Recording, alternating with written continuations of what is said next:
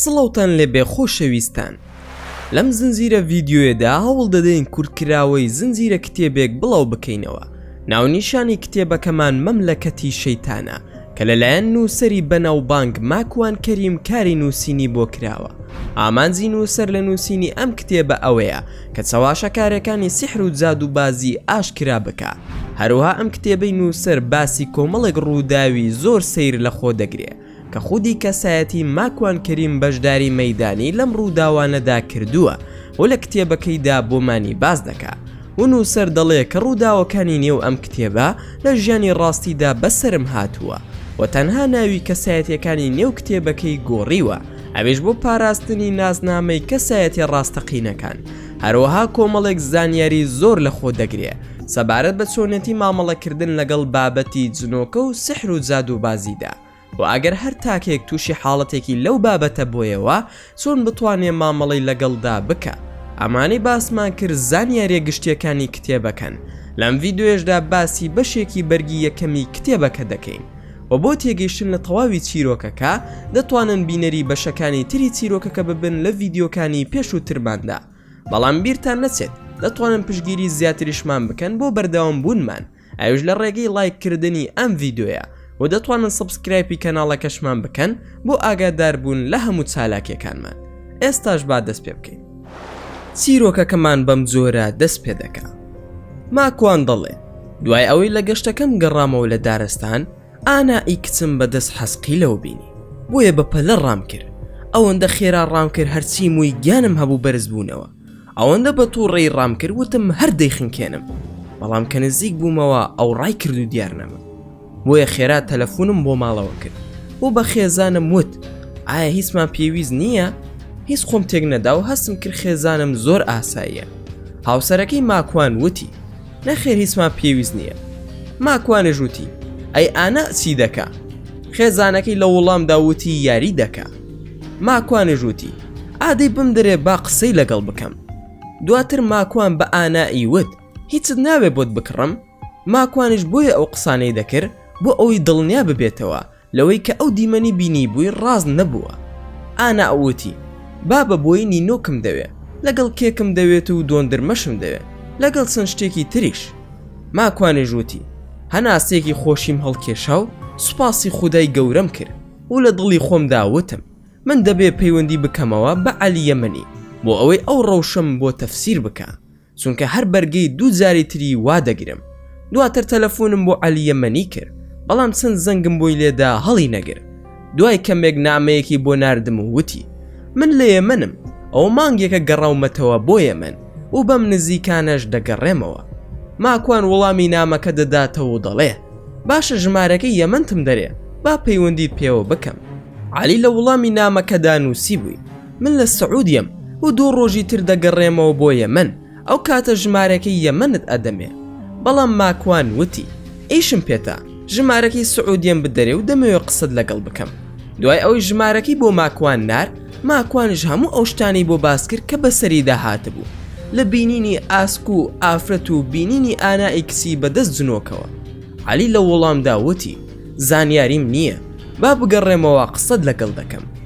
ماکوان دەڵێ دوای ئەمە هیچ هیوایەکم نەما و نەمدەزانی چی بکەم. ڕۆژان ڕۆشت و ژیانم ئاسایی دەبووە، بەڵام ئێوارەیە کاتێک لە مزگەوت دەگەڕامەوە پیاوێکی نورانی بەجل و بەرگێکی سپیەوە هاتەلام. دواتر وتی ماکوان کوڕم تۆ باشیت؟ ماکوان لە وەسفی ئەو پیاوەدا دەڵێ ئەو دەم و چاوم تەنها لە فیلمی مێژووی دابینی بوو، هەروە وەکو شتێکی خەیاڵی هاتە بەرساوم و لە کارکتری فیلمی عیسای کوڕی مەریەم دەچوو بە پیری. پیاوەکە ڕیشی درێژ و سپی بوو، هەروەها باڵای بەرز بوو، قژی لەسەر شانی بوو. لە هەمووی سەیرتر بە زمانی کوردی قسەی لەگەڵ دەکردم. پیاوە نورانێکە وتی من یەکێکم لە پیاو چاکانی خودا و پێشتر بۆ باوک و باپیرانشت هاوکار بووین. من لە مەودووە هەمیشە لەگەڵتدا دەبم، بێخەم بە ناهێڵم هیچ کەس ئازارت بدا. ماکوان دەڵێ کاتە قسەی لەگەڵ ئەکردم لە پڕ لە ڕێگا دیار نەما و منش لە خۆشیدا خەریب و سیارەیەک بمخات بەژێرەوە. هەزار جار سوپاسی خۆم کردووە و دەموت خوایە گیان سوپاس کە تۆ کەرامات بە من پێشان ئەدەی. ئایا من گەیشتومەتە خاوەن ئەو ئاسەی کە ببمە خاوەن کەرامات؟ لە ڕاستیدا زۆر دڵخۆش بووم و تامەزروی بینینەوەی ئەو پیاوە نورانیە بووم. ئەی هاوار لەو خۆشی و ئیمانی لە دڵمدا دروست ببوو. بۆ ڕۆژی دواتر پیاوە نورانیەکە گەڕایەوە لام، بەڵام من دەچوم بۆ سەرچاکردن لە ناو بازاڕ. پیاوە نورانیەکە وتی: ماکوان، دوو کتێبم بۆ داناوی بە ناوی مەندەل و جەفرەش، کەی کاتت بوو بیان خوێنەرەوە. ماکوانش دەڵێت: قوربان بەڕێز ناوت چییە؟ چۆن بانگی جەنابتان بکەم؟ پیاوە نورانیەکە: ناوم سەسیلی کوڕی لەیلامە. ماکوان: ئەی جەنابەت خەڵکی کوێیت؟ سەسیل: من کەسێکی ڕوحانیم و وەک کەراماتێک خوددا ناردوومی بۆ لای تۆ. ماکوان: یاخوا بەخێر بەی سەرچاوم، بۆ من ئەوەندە کەسێکی باشم؟ سەسیل وتی: بەڵێ ماکوان، تۆ یەکێکی لە ئەولیا و پیاو چاکانی خوا. ماکوانش وتی: خوای گەورە لێمان قبول بکە، بەڵام من ئەقڵم نایبڕێ خۆم پیاو چاک بم. سەسیلش وتی: ماکوانی کوڕی ئامینە، کتێبەکانت بدەمە بیخوێنیتەوە تا زیاتر باوەڕ بکەی؟ ماکوان وتی: سەسیلی بەڕێز، ئەو کتێبانە چین کە باسی دەکەی؟ سەسیل وتی: ئەوانە دوو کتێبی کۆنی پیاو چاکانن بە ناوی مەندەل و جەفرەش، پارێزدەرت دەبن لە هەموو خراپەکاریەک و دەتوانی بەهۆیانەوە زۆر نهێنی ناوزیهانی ڕوحانی بزانی. ئەو کاتی کە ناوەڕۆکی ئەم کتێبانە زانی و خوێندتەوە، بەدەیان خزمەتکار لە ڕوحانی لەگەڵت دەبن و خزمەتت دەکەن. زۆر دەوڵەمەند دەبی و هەموو کەس دەستت ماز دەکەن و دەبیتە گەورە و ئەولیا و شێخ و پیاو چاک و هەموو شتێکت دەبێت لەم دنیاەدا. لەم قسانەدا بوو کە بینیم دەبوو 12 کەس بەڕێز و بە ئەدەبەوە دەستیان لە سرسکیان دانابوو و ڕوبەڕووی من وەستا بوون بە چواردەورمدا. وتی ئەوانە هەمویان خزمەتکاری تۆن و لەگەڵتدا دەبن، بەڵام بە مەرجێک ئەو کتێبانە بخوێنیتەوە و خۆشم دەبما مامۆستان. بەڵام کاتێک کتێبەکانی پیشانی ماکواندا، هەمان پەرتووکی حەسقیل بوو، هەمان خەت و خطوط و نووسین و ژمارەکان بوو. ماکوان وتی: جەنابی سەسیل، ئەم کتێبە باسی چی دەکا؟ سەسیل وتی: ئەوە ناوی پیاو چاکانە و زۆرێک لە تەفسیری ئیسلامی باتنیانەیە کە هەموو کەس نایزانێ، تەنها پیاو چاکان نەبێ، ئەوە زانستی باتنیە. ماکوان وتی: ئەی بۆ قورئان نەخوێنم، ناوی پێغەمبەران و پیاو چاکانی تێدایە، ئەوە باشتر نییە لەم کتێبانەی تۆ؟ سەسیل وتی: بە دڵنیاییەوە قورئان باشترین کتێبە، بەڵام ئەمە تەفسیر و زیاتر ڕاوی قورئان دەکا، بەڵام بە باتنی کە تەنها پیاو چاکان دەیزانن. ماکوانش دەڵێ: باشە نووسەرەکانی ئەم دوو کتێبە کێن؟ سەسیلش وتی: هەمووی پیاو چاکانن. ماکوان: ناوی ئەو پیاو چاکانە بڵێ بێ زەحمەت. سەسیل: من دەبێ بڕۆم و تۆش نزیک دوکانی دەلاکەکەتیت و قسە دەکەینەوە ماکوانی کوڕی ئامینە. ماکوانیش وتی: ئەی کتێبەکانم نادەیتێ بەڕێز سەسیل؟ سەسیل وتی: بۆ جارێکی تر، ئێستا ماکوان تۆ بڕۆ قژت چاک بکە و کاتێکی تر یەکتری دەبینینەوە. هەروەها ئەنگوستیلەیەک و تەزبیحێکشت بۆ دەهێنم لەگەڵ کتێبەکاندا بە دیاری، بەڵام هەمیشە دەبێ بخوڕدا بگیرسێنی بۆی. دواتر سەسیل بێ ئەوەی خوددا حافیزی بکات دیار نەما. ئەم کابرایش بووە مەراق لە دڵی ماکواندا. ماکوان دەڵێ: هەرچی لە قسەکانیم دەڕوانی و لێکم دەدایەوە لە برای باوکی حەسقیل دەسوو، بەدەم و چاو جوان بوو، بەڵام ئەمیش بە ساختە چی دەهاتە بەرچاوم. بەمەش ئەو دڵخۆشیەم نەما کە خۆم لە پیاو چاکان بم. لە دڵی خۆم داوتم: ئەم هەموو پۆخڵەواتە دێنە لای من، تۆ بڵێ منیش لەو پۆخڵەواتانە نەبم؟ خوایە گیان پەنا دەگرم بە تۆ، فریام بکەوە بێکەسم، تەنها لە تۆ داوا دەکەم، لە ئەهلی تەوحید بم یا ڕەب العالەمین، پەنا دەگرم بە تۆ لە شیرک و شەیتان. دوای سەرچاکردنەکەم بەرەو مزگەوت بۆ نوێژی عەسر چووم. لە جەماعەتدا عەلیم بینی کە گەڕابووە لە یەمەن، وام زانی هەموو دنیاهی منە. ماکوان وتی: عەلی ئێستا کەی کاتی سەفەرە ڕەحمەتت لێبێ، وەرە چیم بینیەوە با بۆت باز بکەم. ئەوەی ماکوان بینی بووی بۆ عەلی گێڕایەوە، تەنانەت باسی سەسیلیشی بۆ عەلی کرد. عەلی یەکسەر بە پێکەنینەوە وتی: ئەوە شەیتانە، ئەوە شەیتانی گەورەیە و ئاگادار بە پیاو چاکیش نییە. دواتر عەلی وتی: هەر کەسێک ناوی دایکی هێنا لە جیاتی ناوی باوکی، ئەوە ساحیر و شەیتانە و جنۆکە و کاهین و مەشعوذە، چونکە ساحیرەکان و جنۆکەکان هەمویان ناوی دایک بەکاردەهێنن لە جیاتی ناوی باوک. دواتر علی وتی ئەبوو ئانا قسەم لەگەڵ جنۆکەکانی هاوڕێم کرد لە یەمەن و باسی تۆم بۆیان کرد ئەوانش سەلامیان لێ دەکردی بەم نزیکانەش دێنە لامان وەرە با بڕۆینە دەرەوەی مزگەوت و زۆر شتر بۆ باز دەکەم کە لەوێ لە ساحیرێکم وەرگرتووە بە ناوی داود محەممەد فەرحات کە ئێستا تەوبەی کردووە باسی تۆشم بۆی کردووە و ژمارەکەیم هێناوە و قسەی لەگەڵ دەکەین بەڵام کێشەکەی داود ئەوەیە لە گوندێک دەژێت کە نە شەبەکەی تەلەفۆنی تێدایە و نە ئینتەرنێتش بۆیە دەبێ خەڵک بنێرم بۆ لای تا کاتی لەگەڵ دابنێن بۆ قسەکردن لە دوای ئەوەی ماکوان و عەلی یەمەنی لە مزگەوت هاتنە دەرەوە بەرەو ماڵی عەلی یەمەنی بەڕێکەوتن لە ڕێگادا ماکوان وتی بەڕاستی توانای ئەم هەموو ڕووداوم نەماوە و لەم ڕەوشە ماندوو بووم چونکە لە نێوانی نائارامی و ترسدا دەژیم لەسەروی هەمویانەوەش مامەڵە لەگەڵ مەخلووقێکدا دەکەم کە زێگەی باوەڕی هەموو کەس نییە لەوانەیە بڵێن ماکوان شێت بووە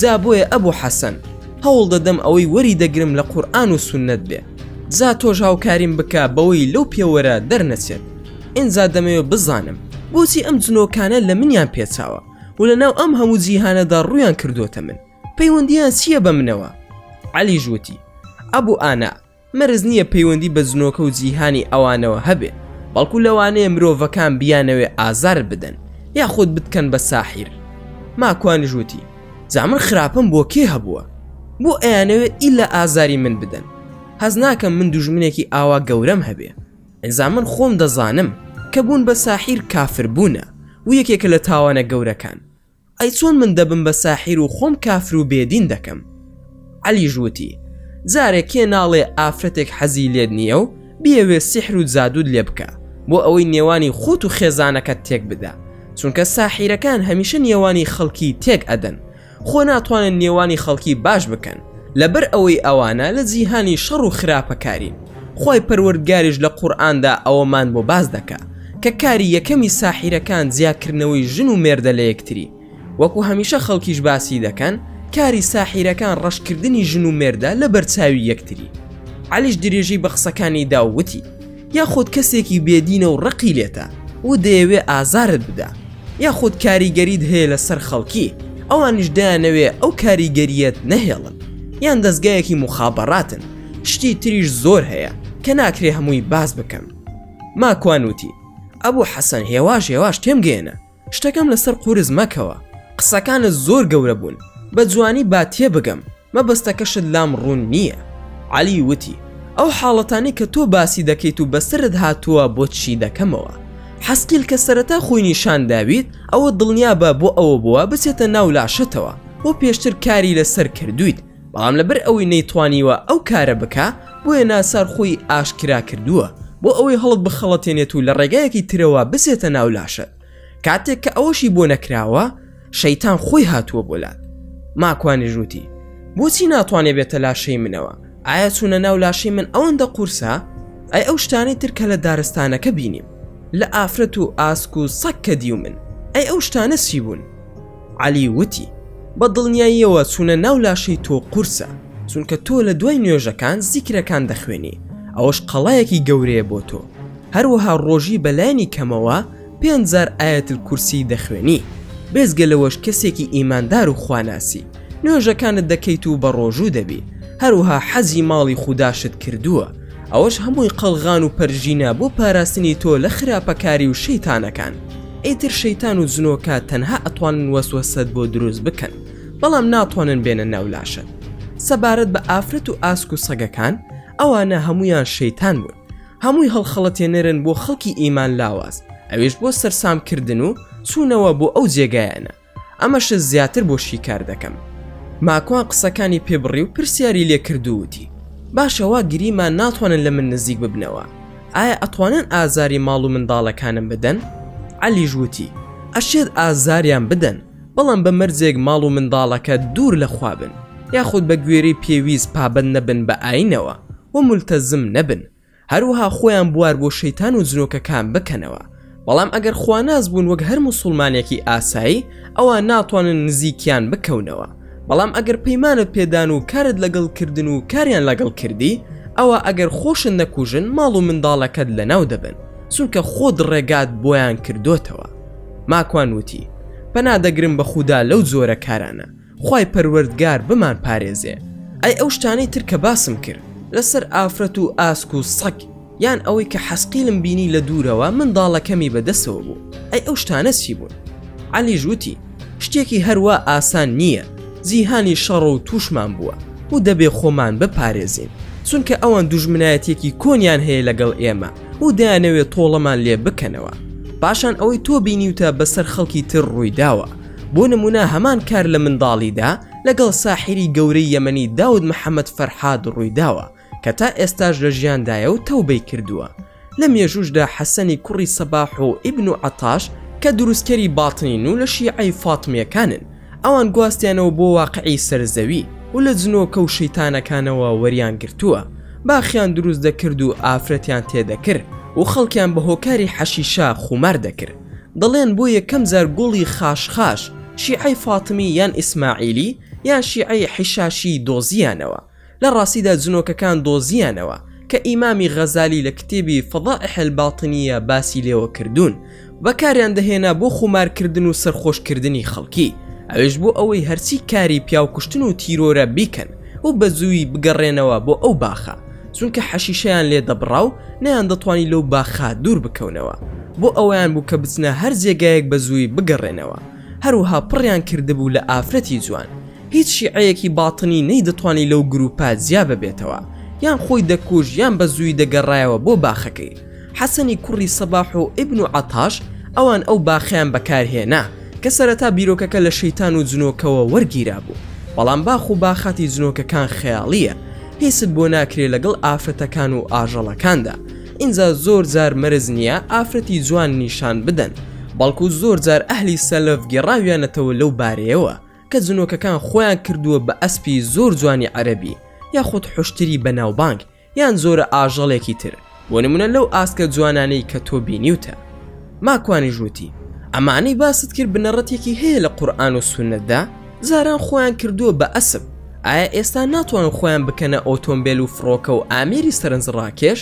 عەلی ژووتی بە دڵنیاییەوە لە قورئان و سونەتدا باس کراوە دەربارەی وەڵامی پرسیارەکەت ناتوان خۆیان بکەن بە ئامێر و کەرەستە، چونکە ئەوە مەحاڵە و نابێت و ناشتوانن، چونکە هیچ دەقێکی لەسەر نەهاتووە.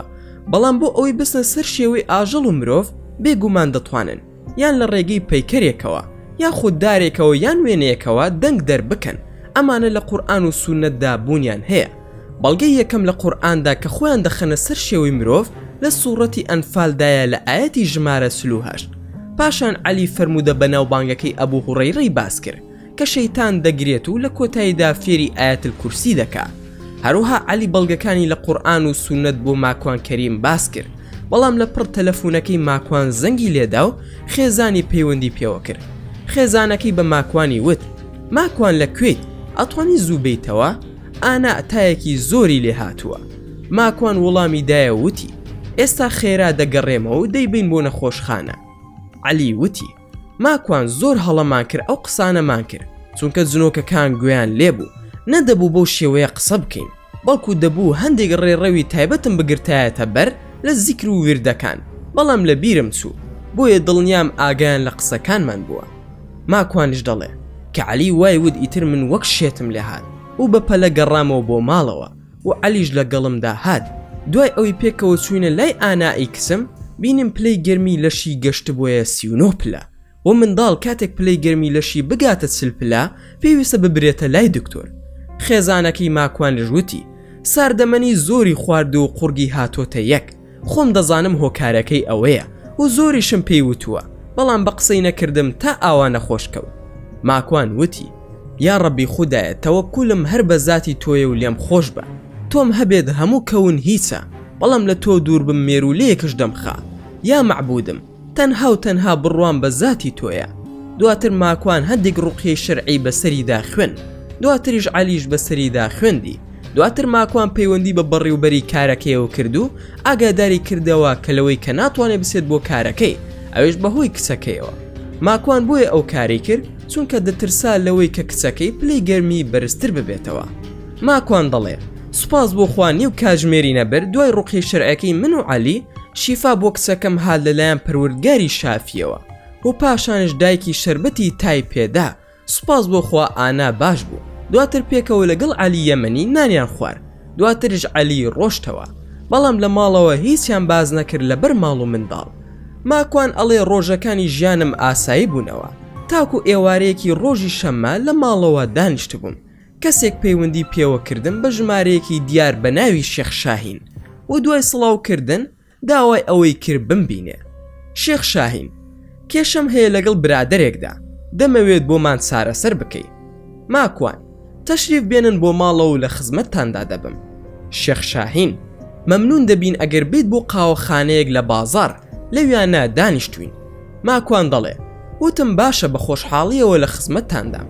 دوای ئەوەی گەیشتمە قاوەخانەکە نەمدەزانی شێخ شاهین کێیە، وەیە پەیوەندیم پێوەی کرد و ئەویش هات بەدەمەوە، بەڵام چیم بینی خوایە، پیاوێکی زل کە لە دەبابە دەچوو، ڕەنگێکی ڕەشی هەبوو و ڕیش و سمێڵی پاک تاشی بوو، گوستیلێکی زلی نەقێم ماڕۆنی لە دەستدا بوو کە بەرەو ڕوون دەهات، لە دایناسۆرەکان و مانۆت و شتی وا دەچوو.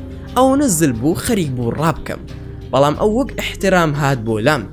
شێخ شاهین وتی: سڵاو کاک ماکوان، زۆر عەزیەتمان دایت، بەڕاستی زۆر مەمنونی بەڕێستم.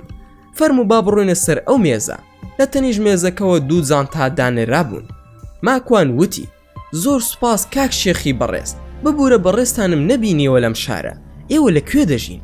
شێخ شاهین وتی: کاک ماکوان، لە بەڕیتانیاوە هاتووم، لە شاری لەندەن دەژیم و یەک دوو جار لە کۆڕ و سیمینارەکانتدا ئامادە بووم لە بەڕیتانیا، جارێک هاتین بۆ لیدز و جارێک بۆ لەندەن.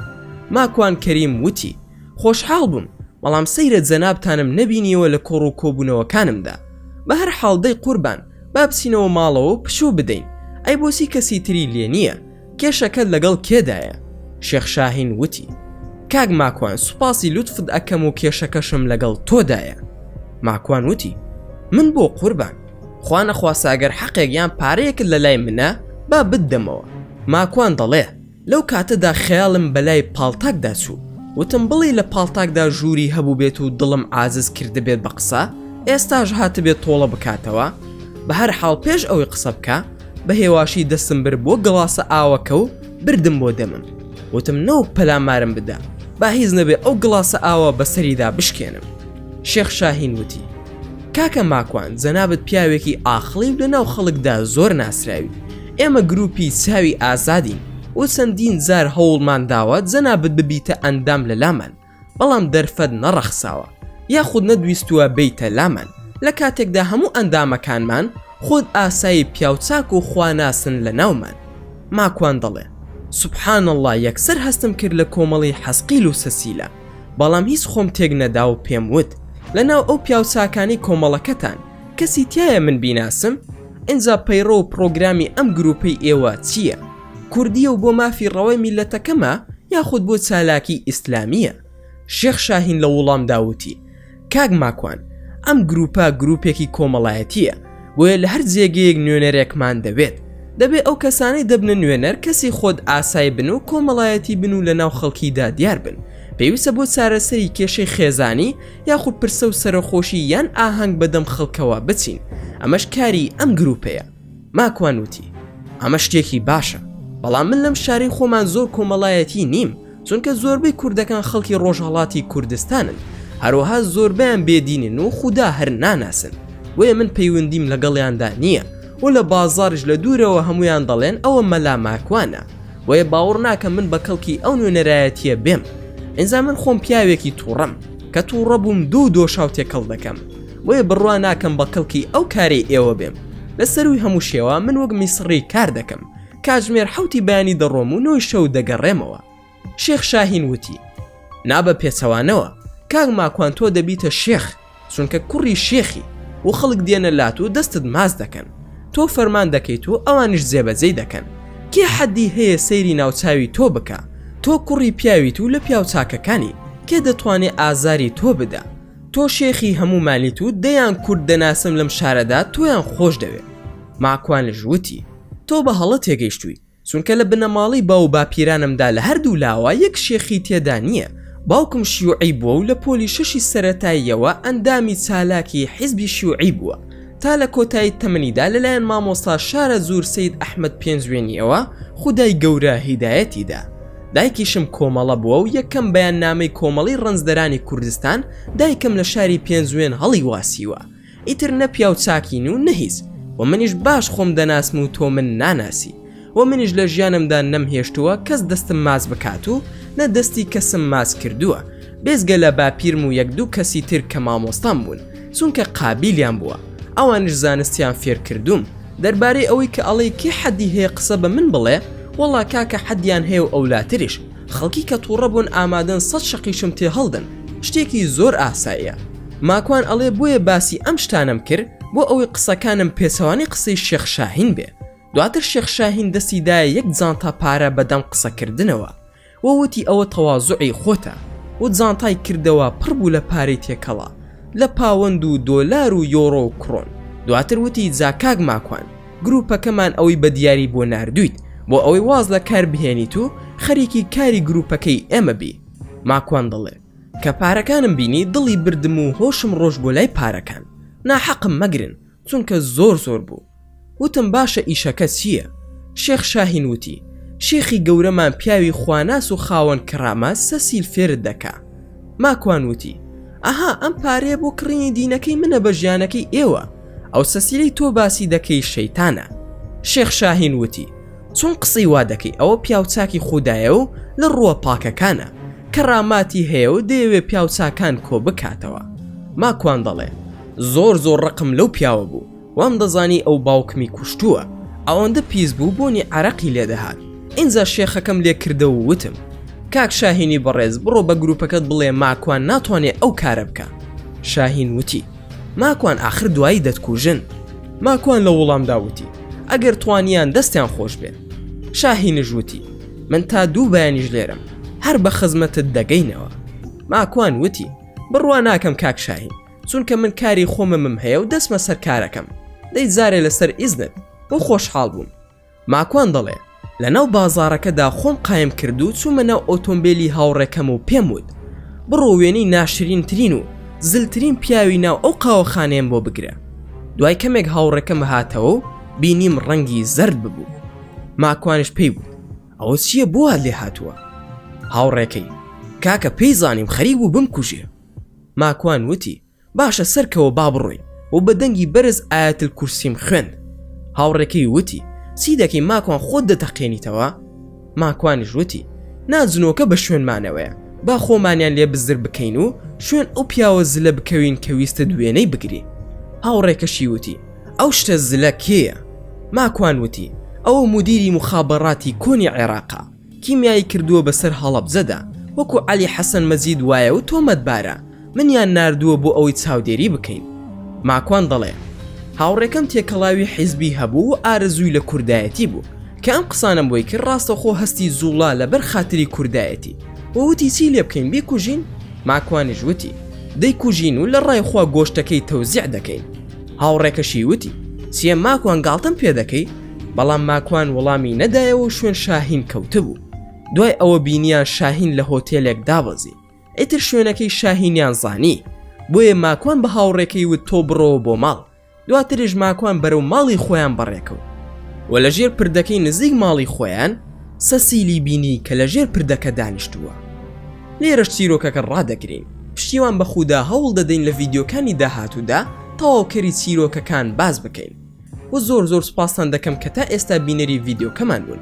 ئەگەر ڤیدیۆکەتان بەدڵ بوو ئەوە هەر ئێستا لایکی ئەم ڤیدیۆمان بۆ بکەن و هەروەها شێریشی بکەن لەگەڵ هاوڕێکانتاندا و لە بیرشتان نەچێت ئەگەر ئەتانەوێ هەمیشە بابەتی ناوازە لە کەناڵەکەی ئێمە ببینن ئەوە هەر ئێستا سەبسکرایبی کەناڵەکەمان بکەن و زەنگۆڵی تەنیشتی سەبسکرایب بەکار چالاک بکەن و لە بیرشتان نەچێت هەر ڕەخن و پێشنیارێکتان بۆ کەناڵەکەی ئێمە هەیە دەتوانن لە کۆمنتی ئەم ڤیدیۆدا بۆمانی بنووسن و دووبارە و سێبارە سوپاسان دەکەم بۆ تەماشاکردنی ڤیدیۆکەم. تا ڤیدیۆیەکی تر و تا کاتێکی تر هەر شاد و بەختەوەر بن و خواتان لەگەڵ بێت و ئامانەتی خودا بن.